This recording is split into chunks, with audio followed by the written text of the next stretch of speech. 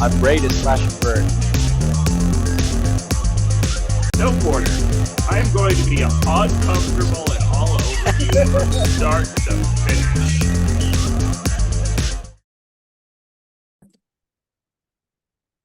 Hello, everyone, and welcome to another episode of Outside of the Box. And today I am here with Tim from Chubby Unicorn, who I've wanted to talk to for a long time because it's a robot that I just think is great.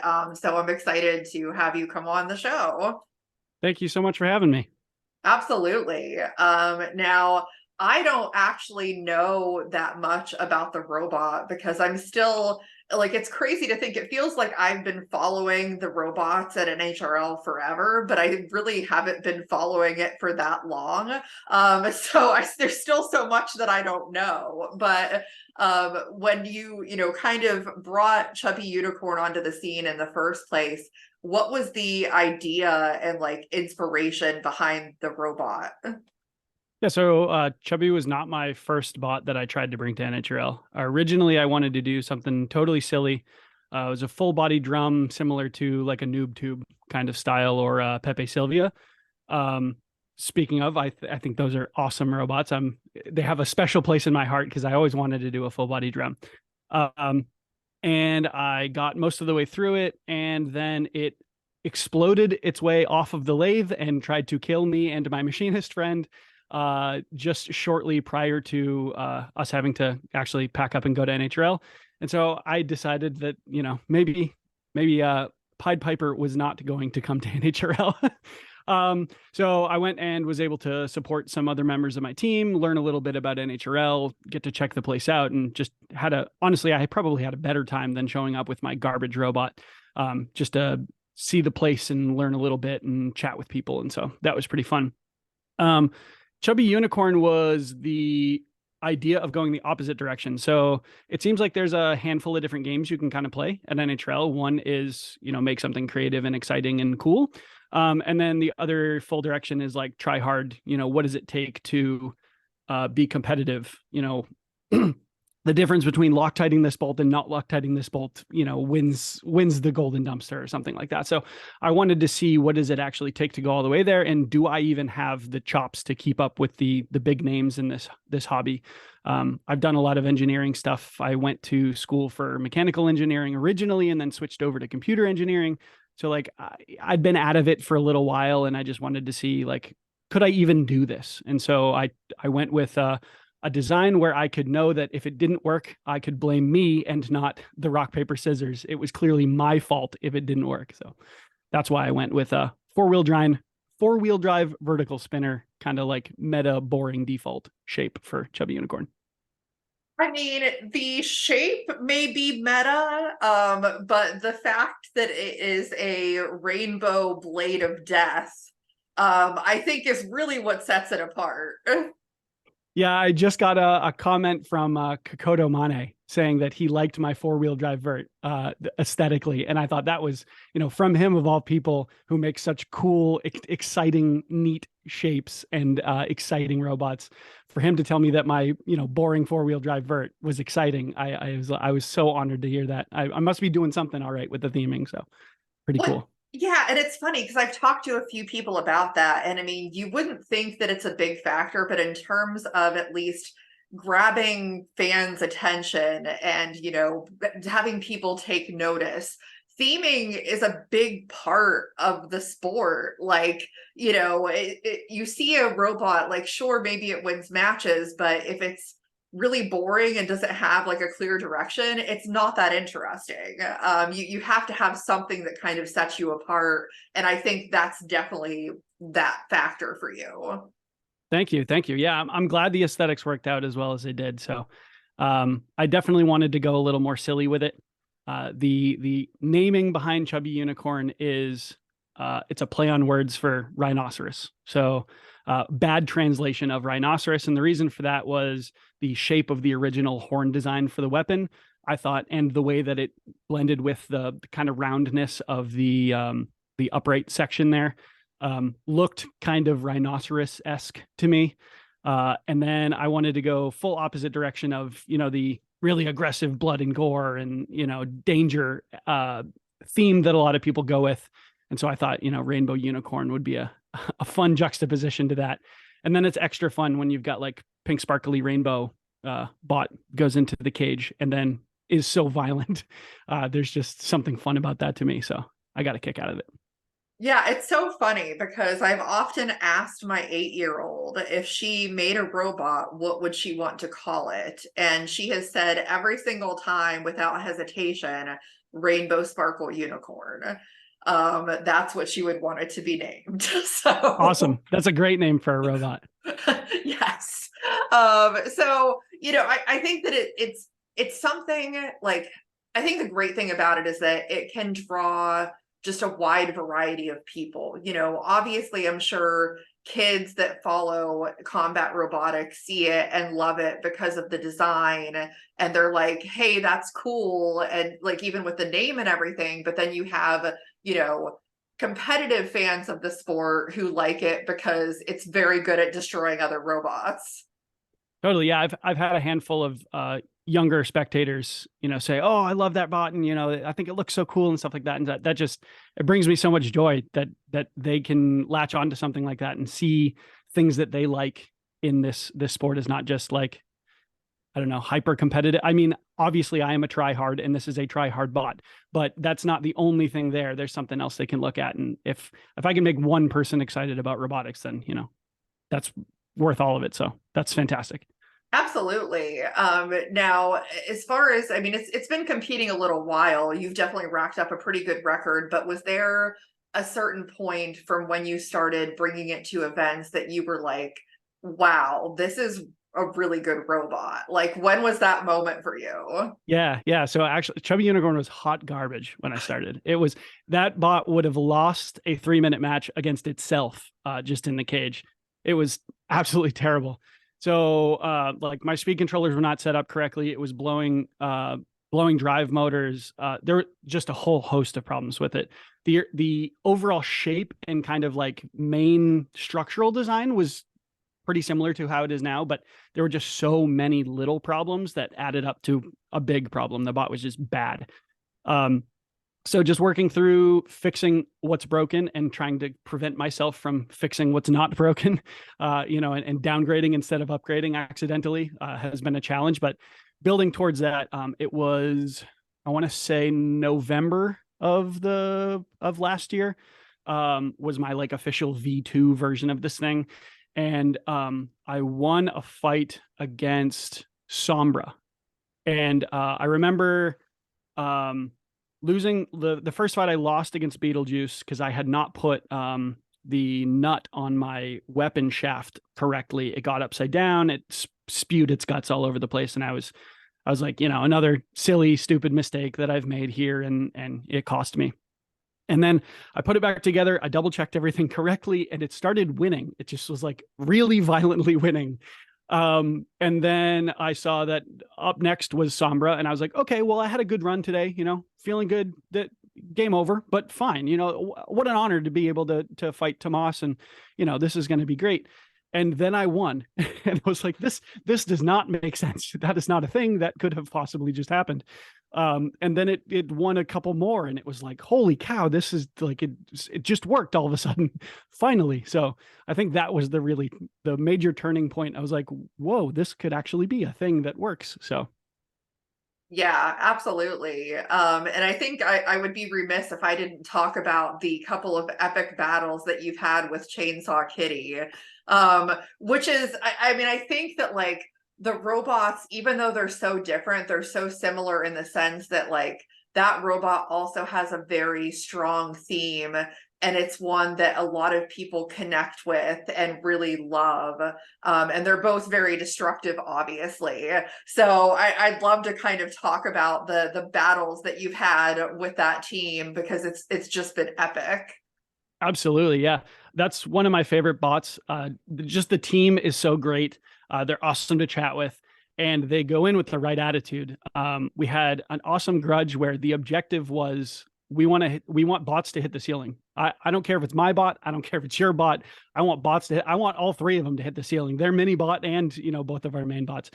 And and we just wanted to put on a show, and man, we put on an awesome show. That was one of my favorite fights for sure. And then we got another chance to have a more serious fight in the actual tournament, and it was an awesome fight right up until it wasn't. Their switch gave up, so it wasn't even real damage. It was, a switch failure in there, which was such a bummer.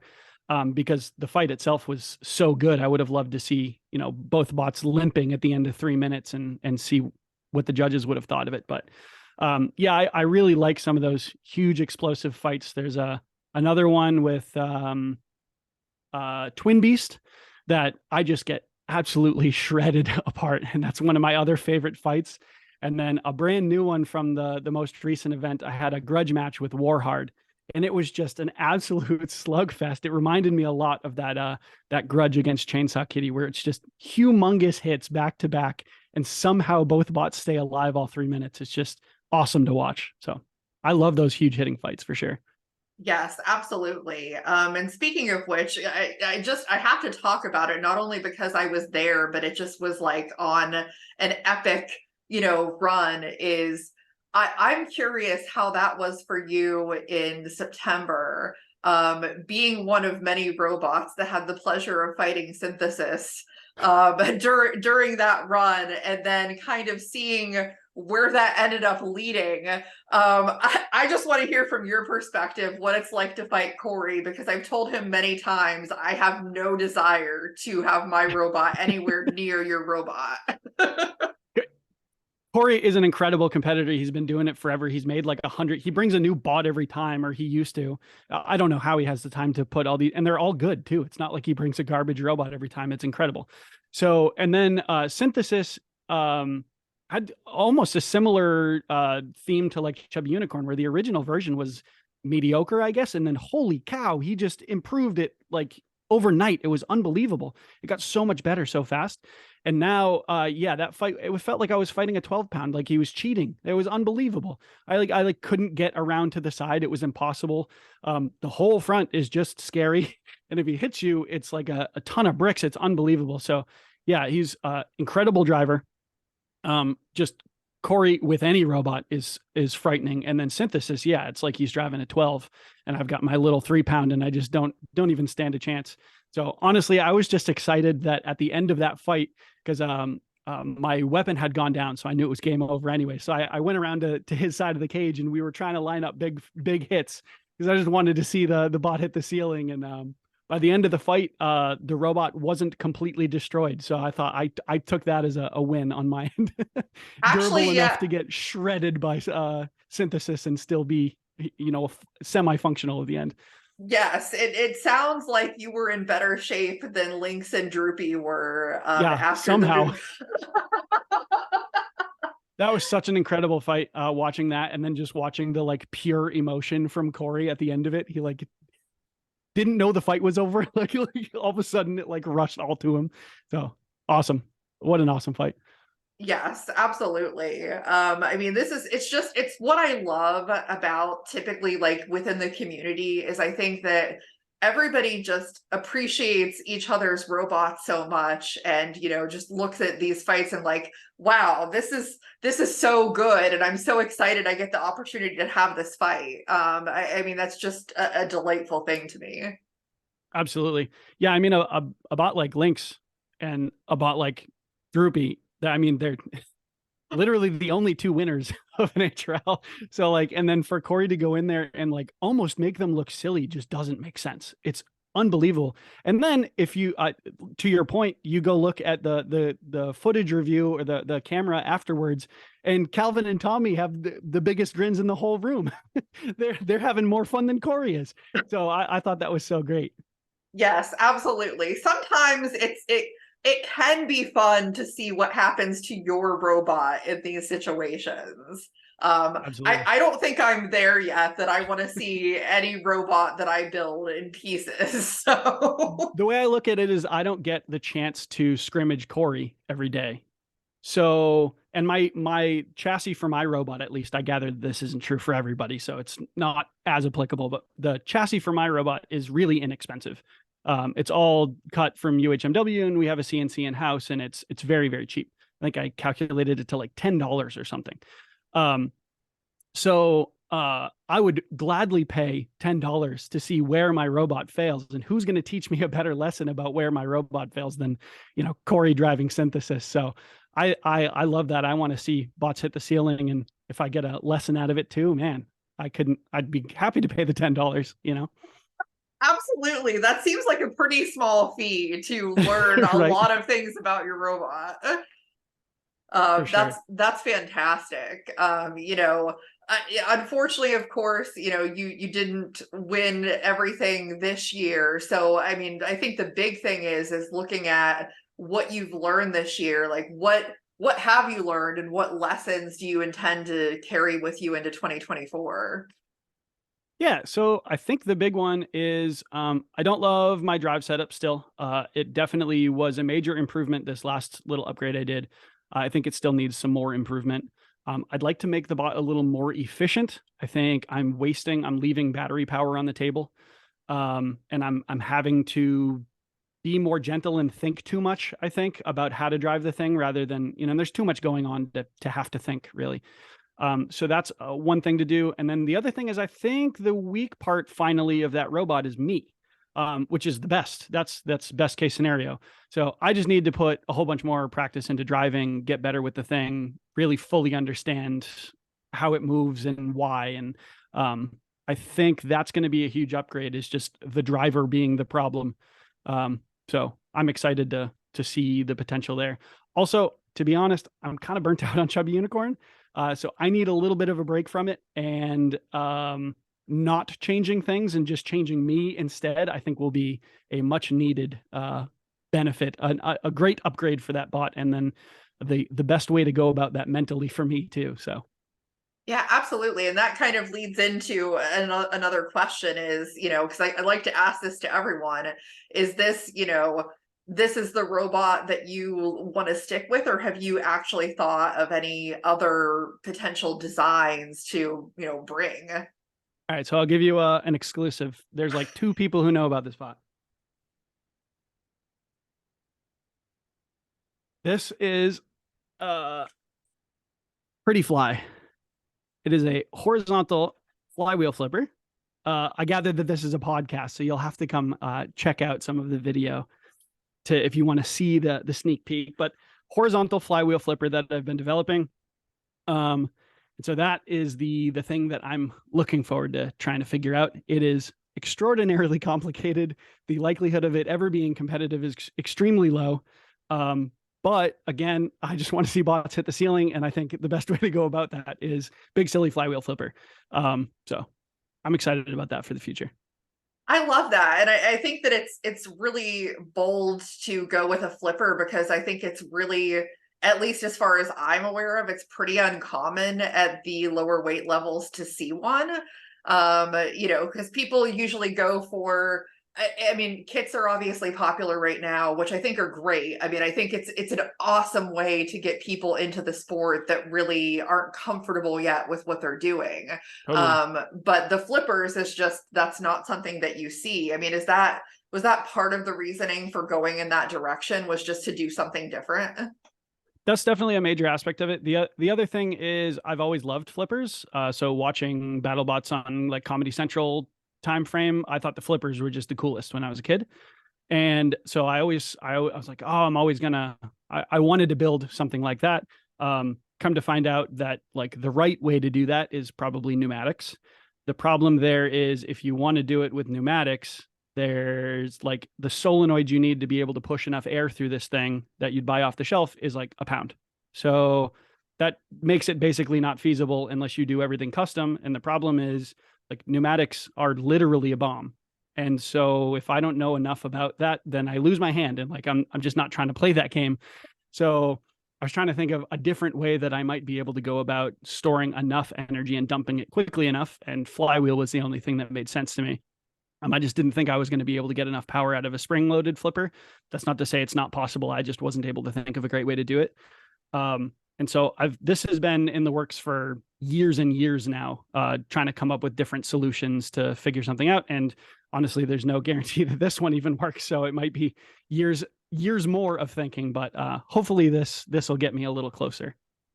Yeah, I think that's awesome. I love the idea of, you know, trying a different direction and trying something that we don't normally see.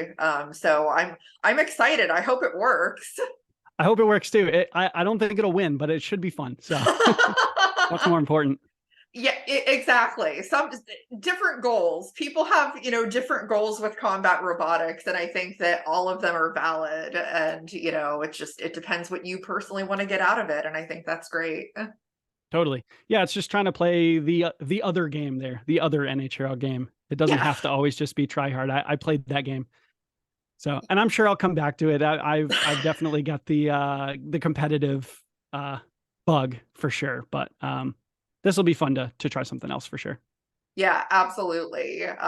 Fully understand that. Well, I'm excited for it. I mean, I think that you definitely have proven yourself to be a formidable builder and competitor, and I'm excited Thank to you. see what, you know, what the future has in store. So Thank you very much. I appreciate that.